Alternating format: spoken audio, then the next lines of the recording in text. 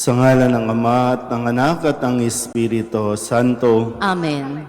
ang pagpapala ng ating Panginoong Heso Kristo, ang pag-ibig ng Diyos Ama, at ang makikipagkaisa ng Espiritu Santo naway sumainyong lahat. At sumainyo rin.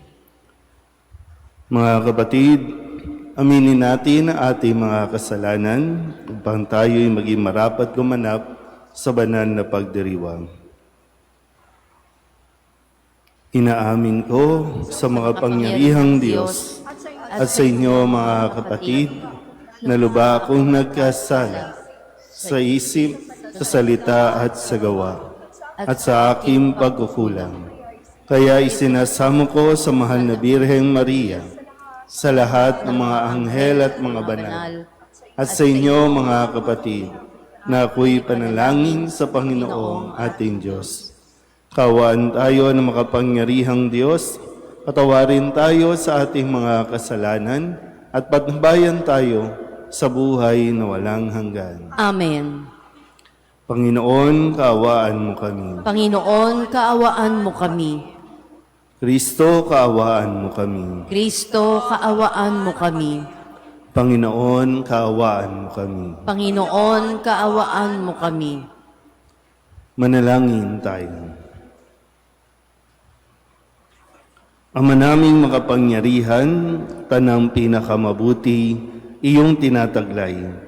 Gawin mong sa aming kaloob ay manuot ang pag-ibig sa iyong ngalang dakila at bantog, upang sa pag-unlad na aming pagsunod sa pananampalatayang iyong ipinagkaloob, mapagyaman mo ang kabutihang iyong inihandog, at ang iyong pinagyaman ay mapanatili mong lubos sa iyong pagsubaybay sa amin at pagkupkob sa pamamagitan ni Jesucristo, kasama ng Espiritu Santo, magpasawalang hanggan. Amen.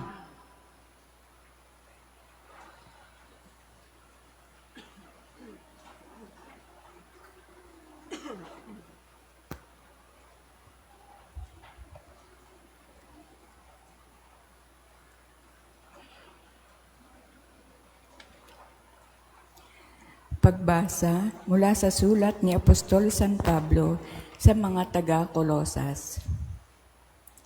Si Kristo ang larawan ng Diyos na di nakikita at siyang may kapangyarihan sa lahat ng nilikha. Sapagkat ang lahat ng nasa langit at nasa lupa, makikita man o hindi, pati ang mga nagahari at namamahala, mga namumuno at may kapangyarihang espiritual ay pawang nilikha ng Diyos sa pamamagitan niya at para sa Kanya. Siya ay una sa lahat at sa Kanya nasasalalay ang kaayusan ng lahat ng bagay. Siya ang ulo ng simbahan na Kanyang katawan.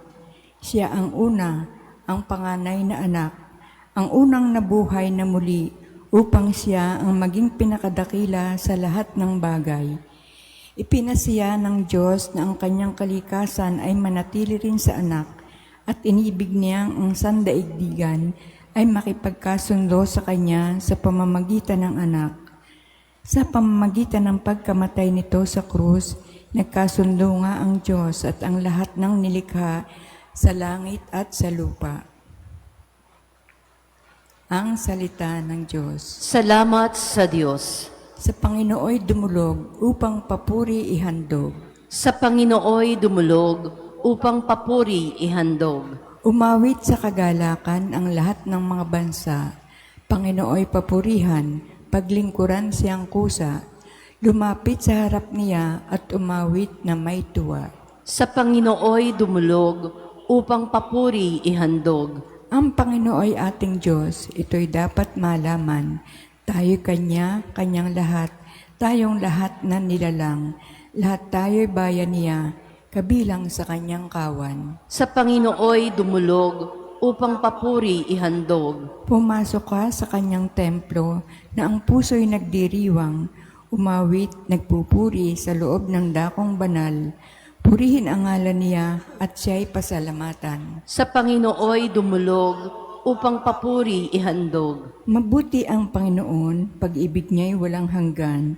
Siya'y Diyos na mabuti, laging tapat kailanman. Sa Panginooy dumulog upang papuri ihandog. Magsitayo na po ang lahat.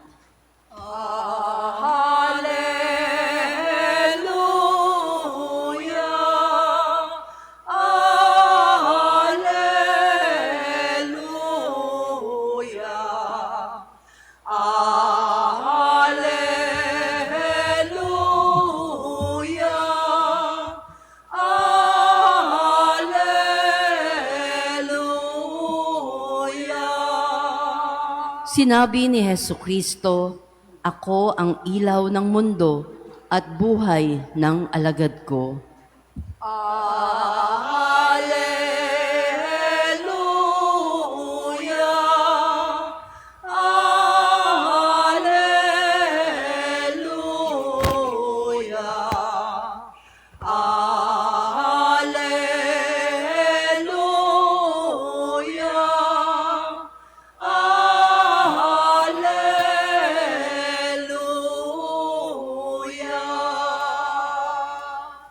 Sumainyo ang Panginoon. At sumainyo rin. Ang mabuting balita ng Panginoon ayon kay San Lucas. Papuri sa iyo, Panginoon.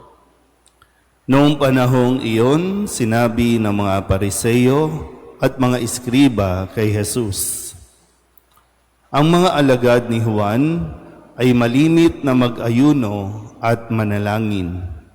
Gayon din ang alagad ng mga Pariseo. Ngunit ang mga alagad mo'y patuloy ng pagkain at pag-inom." Sumagot si Jesus, "Pag-aayunuhin ba ninyo ang mga panauhin sa kasalan, samantalang kasama pa nila ang lalaking ikinasal?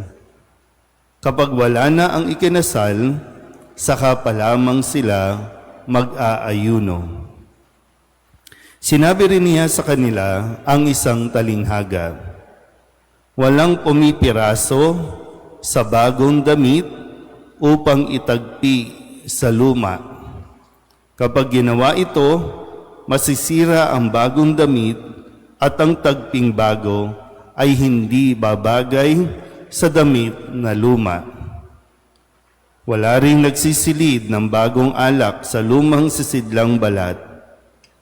Kapag gayon ang ginawa, papuputukin ng bagong alak ang balat. Matatapon ang alak at masisira ang sisidlan. Sa bagong sisidlang balat dapat ilagay ang bagong alak. At walang magkakagustong uminom ng bagong alak kapag nakainom na ng inimbak, sapagkat sasabihin niya, masarap ang inimbak." Ang mabuting balita ng Panginoon. Pinupuri ka namin, Panginoong Hesukristo.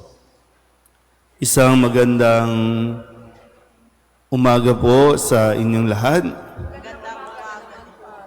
May pasok ba? Meron. Dito po sa area namin, dito sa Manila, ay kanina pa madaling araw malakas ang ulan.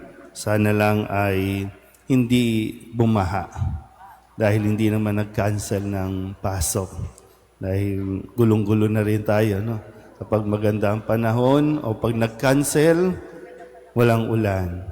Pero kapag umuulan, tuloy ang pasok. Talagang naguguluhan tayo kung saan natin ipapasok itong ating mga anunsyo. So, gano'n pa man, mas maunawaan din natin. Sino nakaranas sa inyong nagtatagpi? Yung pag may butas na yung short, may butas yung pantalon o yung damit. Mga rich kid kayo. Pag butas na, tapon na lang, bili na ng bago. Pero dati, di ba, ganun yung ginagawa sa atin noon. Kapag, para makatipid, di ba, yung magtatagpi, tatagpian na lang muna habang wala pang pambili. Pero yung pagtatagpi talaga ay kumbaga, form of art din. Kailangan gandahan mo din. Kailangan may style din. At ito yung, di ko alam kung naranasan ito ni Jesus noon sa kanyang mga magulang. Kasi alam niya yung karanasan at alam niya yung pamamaraan na hindi pwedeng yung bago, sisirain mo yung bago para tapalan mo yung luma. Diba? Hindi angkop. At alam ni Jesus yan. At magandang mapagnilayan natin yun, no? Yung sisirain natin yung bago para lamang tapalan yung luma, lalo tuloy nagkakasira-sira. Sounds familiar ba? Uy, bulag-bulagan na naman tayo, no? Pero diba, applicable naman sa atin. Minsan yung karanasan natin, diba? Hindi ko alam kung kayo ba ay bumabiyahe pa. Ayos naman yung kalye, pero sisirain para tapalan. Pagkatapos, lalong sira. So, hanggat hindi talaga natin isinasa puso ang mga aral at salita ni Kristo na siyang sentro ng ating buhay. Kaya nga sa unang pagbasa sa sulat sa mga taga-Kolosas, pinapaalala ni San Pablo na si Kristo ang sentro ng daigdig. Si Kristo at dapat na kay Kristo ang ating pong buhay. Pero yun nga lang, laging tagpi-tagpi lang. Kung saan lang po pwedeng ipasak ang salita ni Kristo, doon lang tayo. Kaya walang mangyayaring maganda sa buhay natin kung ipagpapatuloy natin ang ganitong pag-uugali. Kaya nga sabi rin ni Kristo, di ba? Kung bago-bago, kung sa luma, naalala ko kanina no, habang nakaupo po, meron tayong slogan na naririnig, di ba? Sabing, Bagong Pilipinas. Yan. Isa yan sa mga narinig nating slogan Bagong Pilipinas. Yan lang, wala talagang magiging bago kasi mga luma pa rin yung nandiyan dyan. Walang bagong Pilipinas kung pagnanakaw pa rin yung pamamaraan. Binabago lang yung pangalan, pero yung estilo at yung mga taong kumikilos, ganun pa rin, walang bagong Pilipinas. Pero umaasa tayo na sana magkaroon ng pagbabago sa buhay natin. Kaya muli, kung gusto natin magkaroon ng pagbabago sa buhay natin, gawin nating sentro ng ating pagkilos, ng ating pamamahayag, walang iba kundi si Kristo. Amen?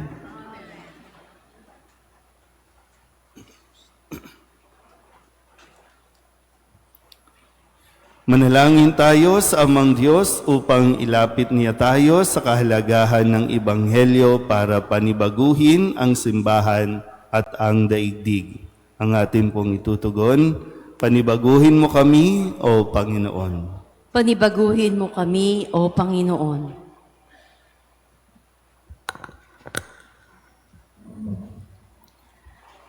Ang simbahan, ang bayan ng Diyos at mga pinuno nito, naway sundin ang pag-akay ng Espiritu Santo upang ipahayag sa mga tao ngayon ang walang kupas na wika ng Ebanghelyo. Manalangin tayo sa Panginoon. Panibaguhin mo kami, O Panginoon. Ang ating mga puso, naway ating buksan sa pagligtas na kapangyarihan ng Diyos na higit na mahalaga kaysa mga panlabas na gawain ng pagpapakabanal. Manalangin tayo sa Panginoon. Panibaguhin mo kami, O Panginoon. At tinawang mapagtanto na laging makapangyayari ang himala ng pagbabago sa lahat ng humihingi ng tulong ni Kristo na makamtan nito. Manalangin tayo sa Panginoon. Panibaguhin mo kami, O Panginoon. Sa mga may sakit, naway magindaan tayo ng mga pagpagaling na kamay ng pagmamalasakit ni Kristo sa pamamagitan ng pagbibigay natin ng pagmamahal at kalinga sa kanila. Manalangin tayo sa Panginoon. Panibaguhin mo kami, O Panginoon. Ang mga yumao, naway makatagpo ng walang hanggang kapahingahan sa piling ni Kristo. Manalangin tayo sa Panginoon. Panibaguhin mo kami, O Panginoon.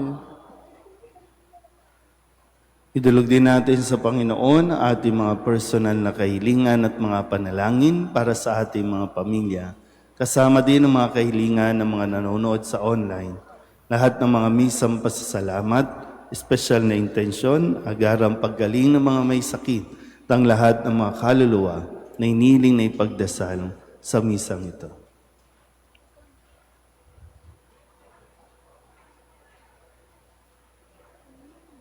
Ang lahat ng ito iniling namin sa ngalan ni Kristong aming Panginoon. Amen.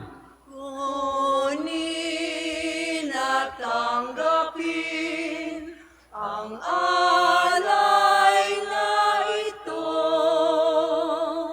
mga biyayang nagmula sa pagpapala mo.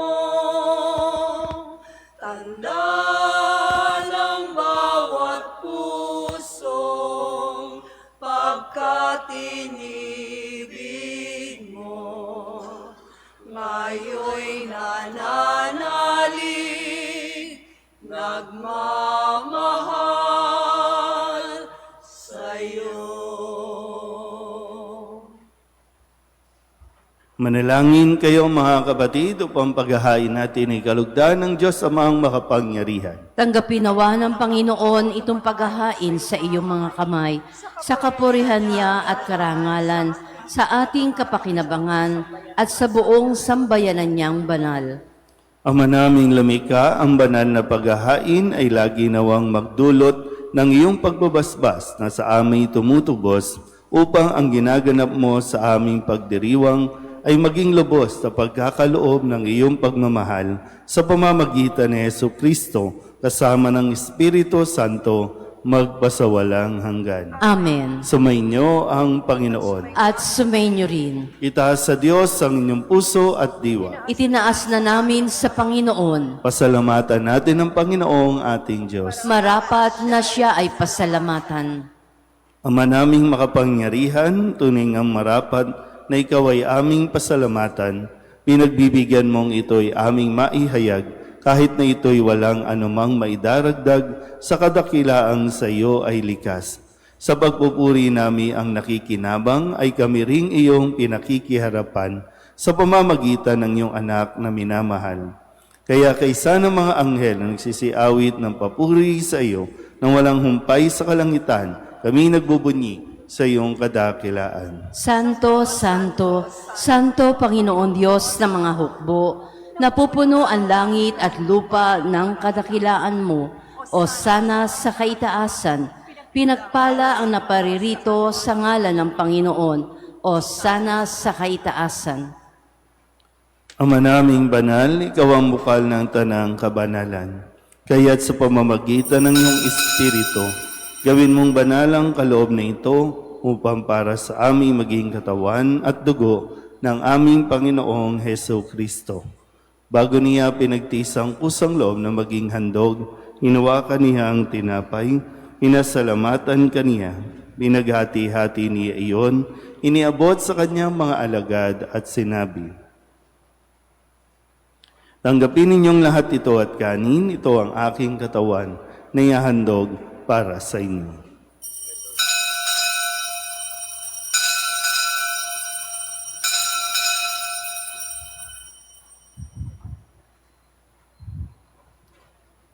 Gayun din naman nung matapos ang hapunan, hinawakan niya ang kalis, muli kaniyang pinasalamatan. Iniabot niya ang kalis sa kanyang mga alagad at sinabi, "Tanggapin ninyong lahat ito at inumin. Ito ang kalis ng aking dugo, ng bago at walang hanggang tipan. Ang aking dugo na ibubuhos para sa inyo at para sa lahat, sa ikapagpapatawad ng mga kasalanan. Gawin ninyo ito sa pag-alaala sa akin."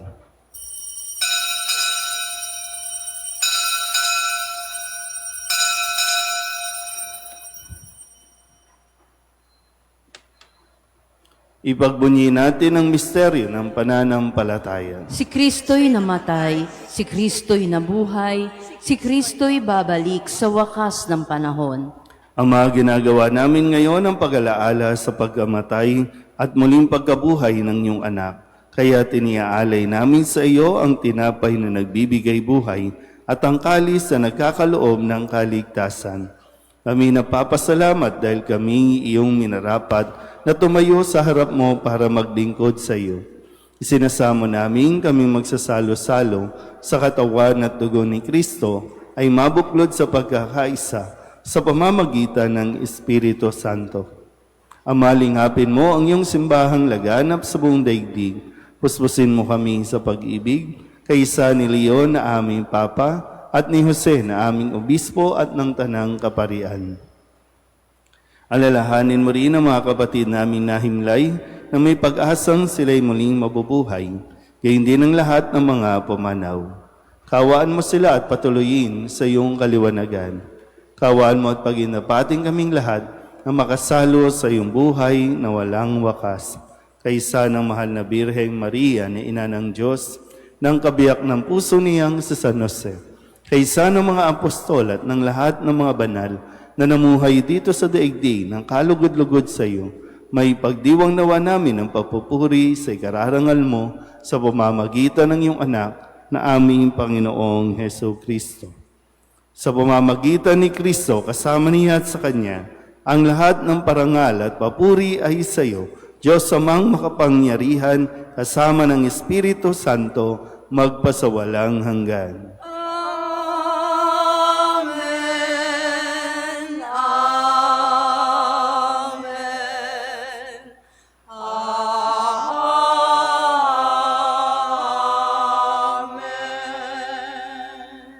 Sa tagabili ng manakagagaling na utos at turo ni Jesus sa Panginoon natin at Diyos, ipahayag natin ang lakas loob.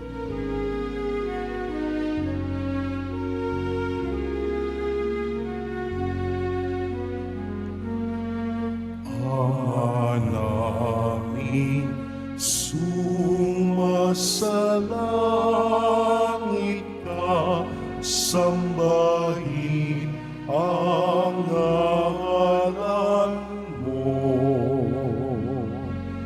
Mapasa amin ang kaharian mo, sundin ang loob mo dito sa lupa para ng sa langit. Bigyan mo kami ngayon ng aming kakain sa araw-araw, at patawarin mo ang aming mga sala para ng pagpapatawad namin sa nagkakasala sa amin, at huwag mo kami ipahintulot sa tukso, at iadya mo kami sa lahat ng masama.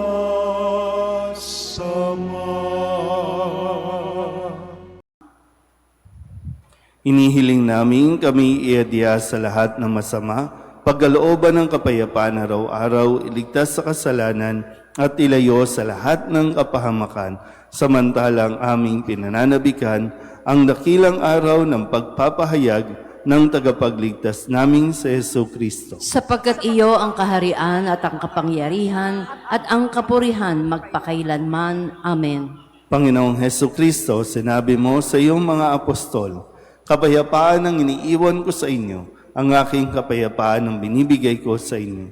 Tunghayan mo ang aming pananampalataya at huwag ang aming mga pagkakasala. Pagkalooban mo kami ng kapayapaan at pagkakaisa ayon sa iyong kalooban, kasama ng Espiritu Santo, magpasawalang hanggan. Amen. Ang kapayapaan ng Panginoon ay laging sumainyo. At sumainyo rin. Magbigayan po tayo ng kapayapaan sa isa't isa. Kordero ng Diyos na nag-aalis ng mga kasalanan ng sanlibutan, maawa ka sa amin. Kordero ng Diyos na nag-aalis ng mga kasalanan ng sanlibutan, maawa ka sa amin.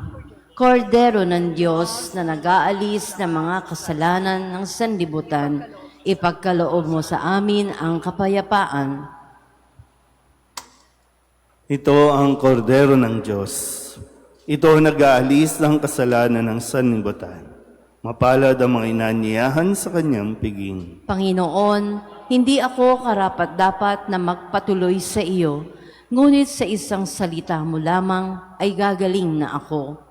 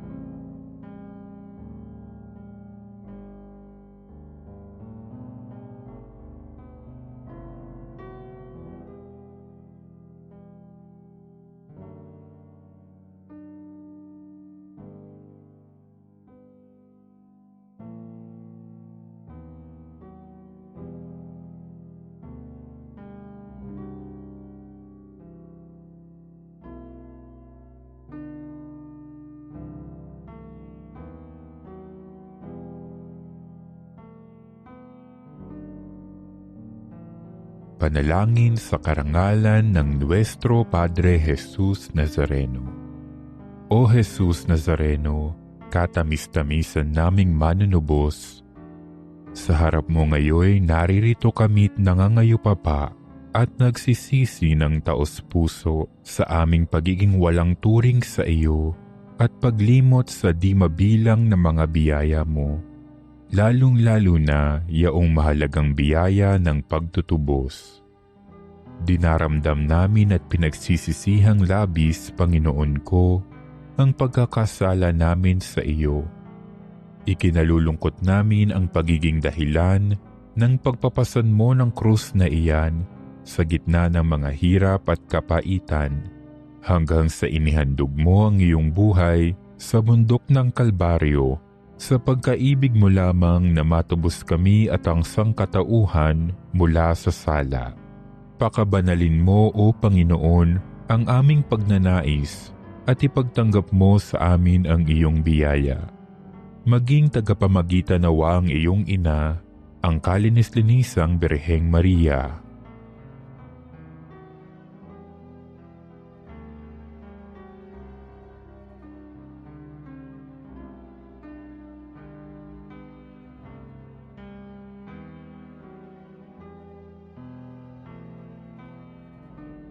Ama naming makapangyarihan, niloob mong akuin ang iyong anak, ang krus at kamatayan, upang ang sangkatauhan ay matubos at mabuhay.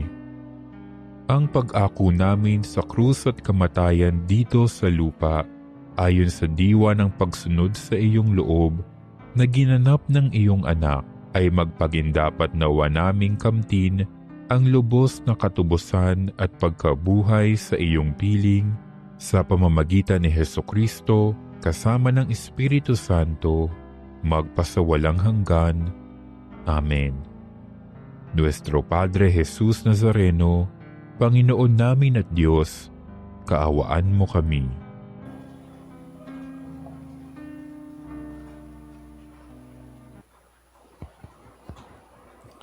Manalangin tayo.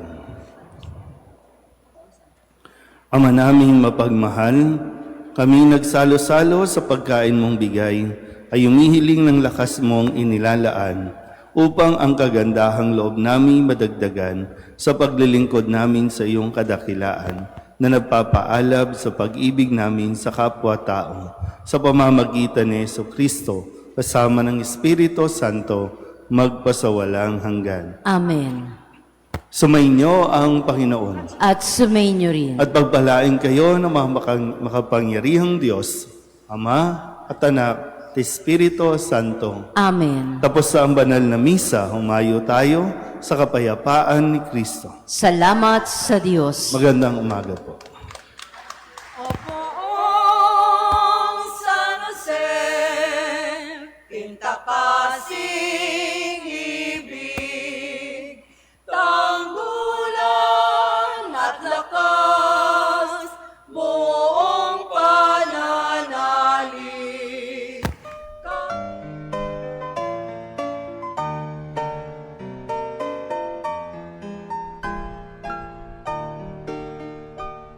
Nuestro Padre Jesús Nazareno, sinasamba ka namin, pinipintuho ka namin, aral mo ang aming buhay at kaligtasan.